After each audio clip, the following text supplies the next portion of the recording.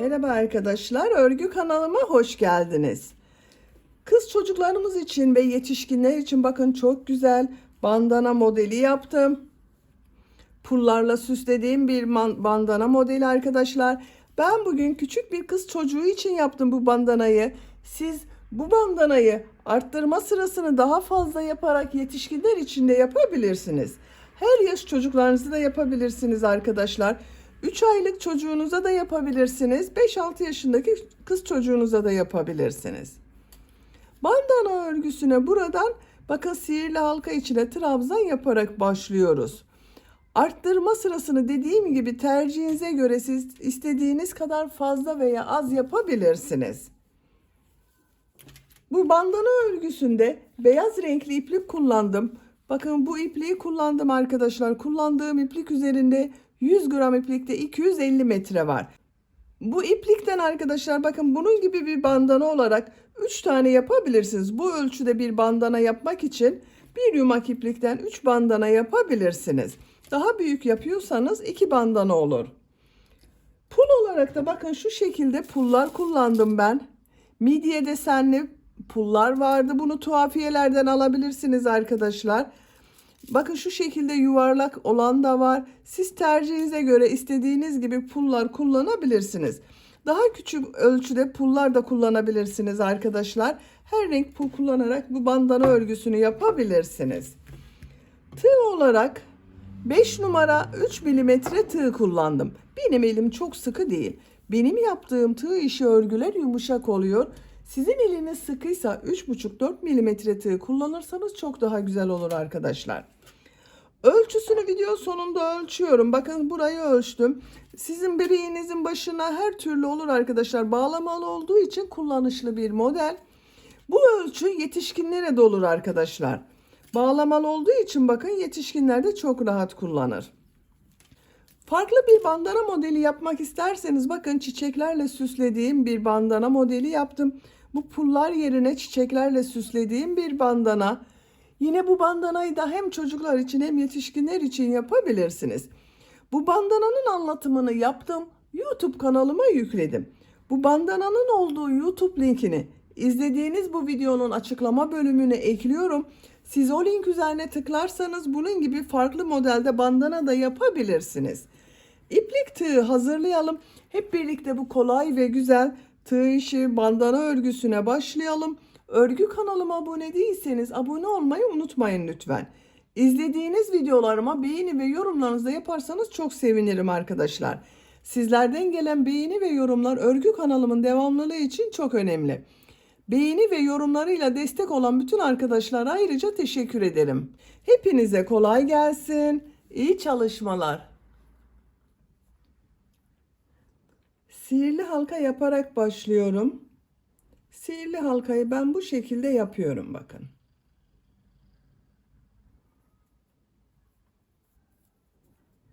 Zincir yaptım, sağlamlaştırdım. 3 zincir yapıyorum. Sihirli halka içine 2 trabzan yapıyorum. Bu yaptığım 3 zincir ile birlikte bakın 3 trabzan oldu.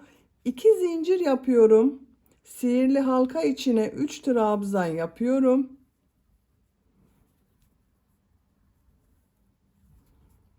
2 zincir yapıyorum. 3 trabzan yapıyorum.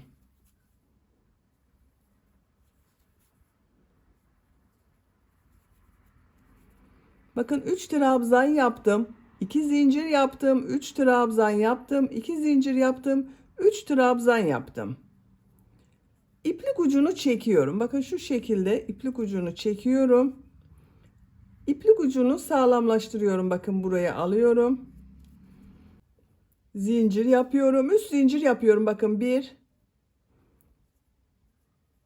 2 3. Tığ üzerine iplik alıyorum. Örgüyü çeviriyorum. Bu yaptığım 2 zincir üzerine 3 trabzan, 2 zincir, 3 trabzan yapıyorum.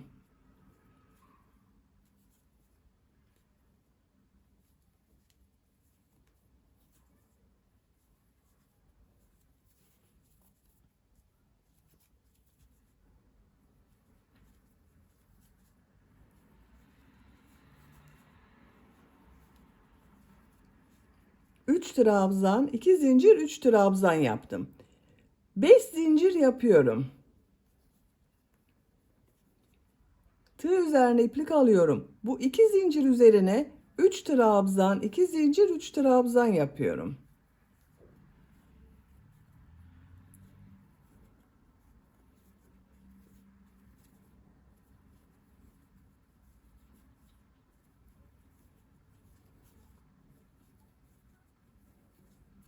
Bakın arkadaşlar, bu sırada ne yaptığımıza bakalım. 3 zincir yaptım, geriye döndüm. Bu 2 zincir üzerine 3 trabzan, 2 zincir, 3 trabzan yaptım. Arada 5 zincir yaptım. Bu 2 zincir üzerine 3 trabzan, 2 zincir, 3 trabzan yaptım. 3 zincir yapıyorum. Örgüyü çeviriyorum. Bu 2 zincir üzerine 3 trabzan, 2 zincir, 3 trabzan yapıyorum.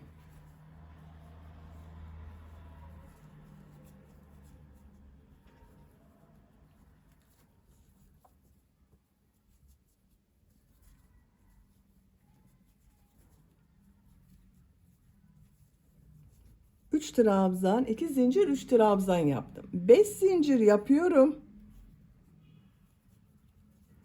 Bu yaptığım 5 zincirin bakın ortasına bir sık iğne yapıyorum. 5 zincir yapıyorum. Bu 2 zincir üzerine 3 trabzan, 2 zincir, 3 trabzan yapıyorum.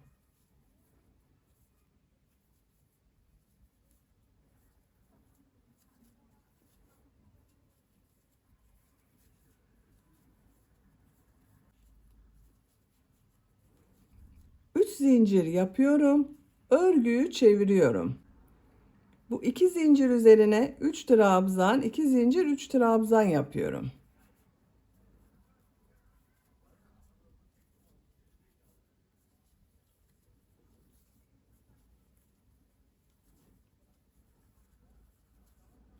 Beş zincir yapıyorum. Bu 5 zincir ortasına sık iğne yapıyorum. 5 zincir yapıyorum. Bu 5 zincir ortasına sık iğne yapıyorum. 5 zincir yapıyorum. Bu 2 zincir üzerine 3 trabzan, 2 zincir, 3 trabzan yapıyorum.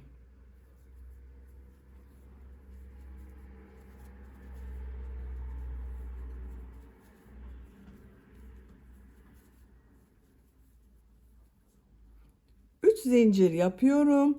Örgüyü çeviriyorum. Bakın arkadaşlar, görüntüsü bu şekilde oluyor. Sıra başında ve sıra sonunda 3 trabzan, 2 zincir, 3 trabzan yapıyoruz. Ortada beşer zincir yapıyoruz. 2 zincir üzerine 3 trabzan, 2 zincir, 3 trabzan yapıyorum.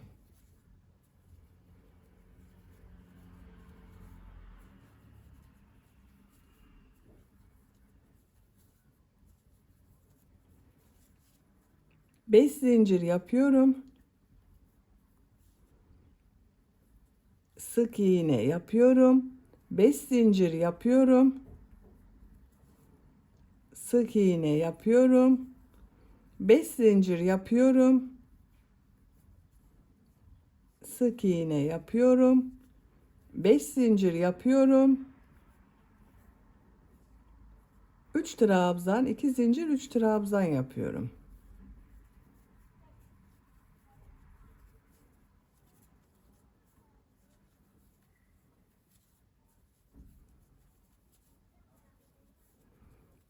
Sıra sonunda 3 zincir yapıyorum. Örgüyü çeviriyorum. 3 trabzan yapıyorum. 2 zincir yapıyorum. 3 trabzan yapıyorum.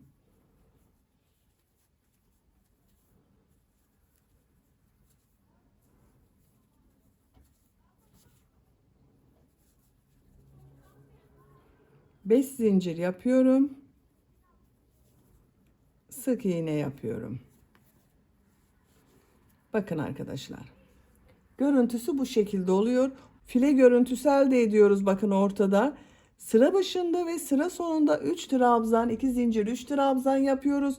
Ortalarda bu file yaptığımız yerde beşer zincir yapıp sık iğne yapıyoruz. Tercihinize ve yapacak olduğunuz çocuğun veya yetişkinin büyüklüğüne göre bu arttırma sıralarını istediğiniz kadar yaparak devam edelim. Bandana örgüsünü yapacağım ölçüye kadar tamamladım arkadaşlar. Kaç sıra yaptığımı sayıyorum. Bakın bu başlangıçtan itibaren sayıyorum. 2, 4, 6, 8, 10, 12, 14, 16, 18, 20, 21 sıra oldu. Ben çocuk için yapıyorum. Bu yükseklikte yaptım arkadaşlar. Siz tercihinize göre bunu birkaç sıra devam ederek yetişkinler için yapabilirsiniz veya daha az sayıda yaparak daha küçük bebekleriniz için yapabilirsiniz. Şimdi burada bir ip kordon yapıyorum ben. Bağlamak için ip kordon yapıyorum. Zincirler yapıyorum. Bakın en son 3 trabzan, 2 zincir, 3 trabzan yaptım. Zincirler yapıyorum.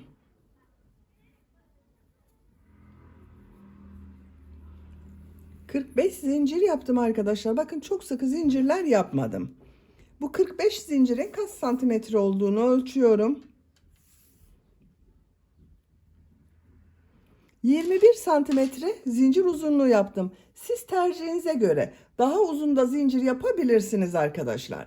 Şimdi bu zincirler üzerine ilmek kaydırma yapıyorum.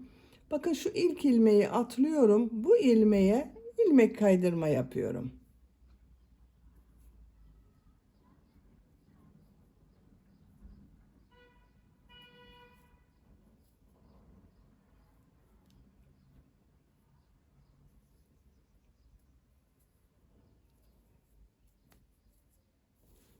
Sıra sonuna kadar devam edelim. Zincirler üzerine ilmek kaydırma yaparak tamamladım. Görüntüsü bakın bu şekilde oldu. Son ilmeğe de ilmek kaydırma yaptım arkadaşlar. Bu son yaptığım ilmeği bakın bu 3 trabzan 2 zincir 3 trabzan yaptım. Bu 2 zincir üzerine bir sık iğne yapıyorum. Bakın birleştirdim. Birleştirme yaptığım yerin görüntüsü bu şekilde. Burada 3 trabzan üzerine sık iğne yapıyorum. Sık iğne sırası yapıyoruz. Bakın bu yaptığım 5 zincirler üzerine 4'er sık iğne yapıyorum. Buraya 4 sık iğne yapıyorum. 1 2 3 4. Buraya da 4 sık iğne yapıyorum. 1 2 3 4. 4 sık iğne yapıyorum.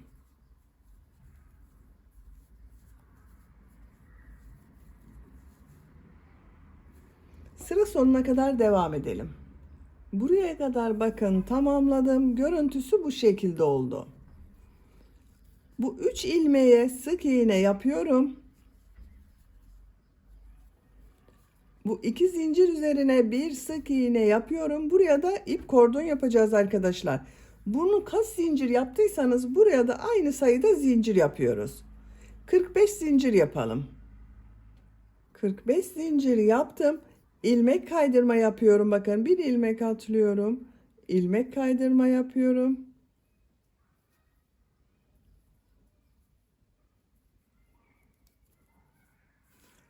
Sıra sonuna kadar devam edelim. Sıra sonuna kadar ilmek kaydırma yaptım. Bakın görüntüsü bu şekilde oldu. Bu son yaptığım ilmeği şu ilmek ile ilmek kaydırma yaparak birleştiriyorum. Bakın arkadaşlar. Bu şekilde oldu. Bu şekilde kullanabilirsiniz. Ben bu çevresinden pullar takıyorum arkadaşlar. Bakın bu şekilde midye modelli pullar var. Bu pulları tuhafiyelerden alabilirsiniz. Siz farklı modellerde pullar kullanabilirsiniz. Daha küçük veya daha büyük pullar tercih edebilirsiniz. Yuvarlak kullanabilirsiniz.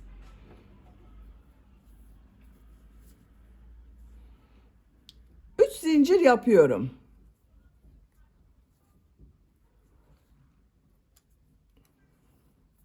Bakın pulların burada delikler var arkadaşlar. Tığı çıkarıyorum. Şu deliğe bakın tığı takıyorum. Bu ilmeği pul içinden çekiyorum bakın.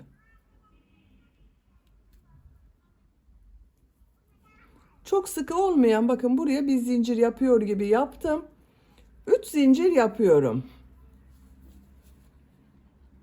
Bu dönüşlerde yaptığım 3 zincir var. Bunun üzerine sık iğne yapıyorum. Bakın buraya pullar yaptık arkadaşlar. Güzel oldu. 3 zincir yapıyorum. Tekrar pul takıyorum.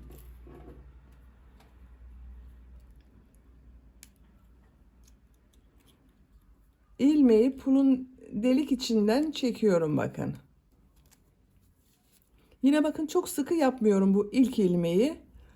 3 zincir yapıyorum. Bu 3 zincir üzerine sık iğne yapıyorum. 3 zincir yapıyorum. Zincirleri çok sıkı yapmıyorum. Tekrar pul takıyorum.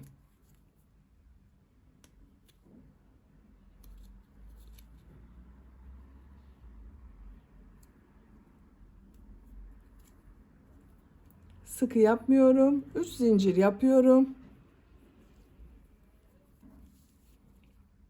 3 zincir üzerine sık iğne yapıyorum. Bakın bu şekilde oluyor. Bu dönüş yaptığımız bakın bu köşeye kadar devam edelim. Buraya kadar bakın pulları yaptım. Buraya da yapmaya devam ediyorum. En son bakın şu ilmeğe bir sık iğne yaptım. 3 zincir yapıyorum. Çok sıkı yapmıyorum bakın zincirleri. Tığı çıkarıyorum. Pula bakın şu şekilde tığı takıyorum. İlmeği pul içinden çekiyorum.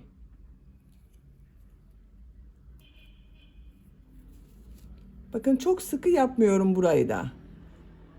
1 2 3 zincir yapıyorum. Bakın ilk başladığımızda buraya 3 trabzan yaptım. Bu ilmeğe sık iğne yapıyorum. 3 zincir yapıyorum. Tekrar pul takıyorum arkadaşlar.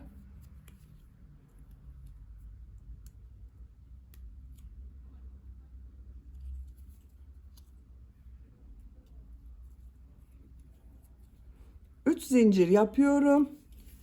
Burada yaptığım bakın 3 zincire sık iğne yapıyorum. Bakın köşeye de model yaptık.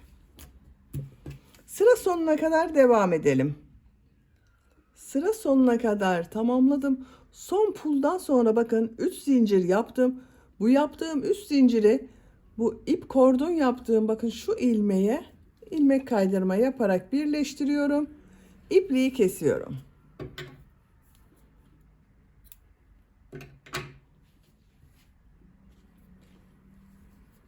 Bakın pullu saç bandanamızı da bitirdik arkadaşlar.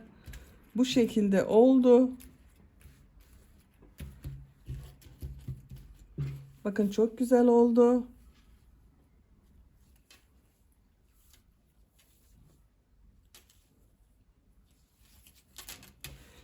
Bitmiş olarak ölçülerini söylüyorum. Bakın buradan yüksekliği ölçüyorum. 22 santimetre yükseklik var arkadaşlar. Ben bir kız çocuk için yaptım. Bu yükseklikte oldu. Bakın çok güzel oldu.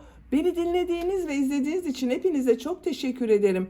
Örgü kanalıma abone değilseniz abone olmayı unutmayın lütfen. İzlediğiniz videolarıma beğeni ve yorumlarınızı da yaparsanız çok sevinirim arkadaşlar. Sizlerle yeni örgülerde görüşmek dileğiyle. Hoşça kalın, sevgiyle kalın.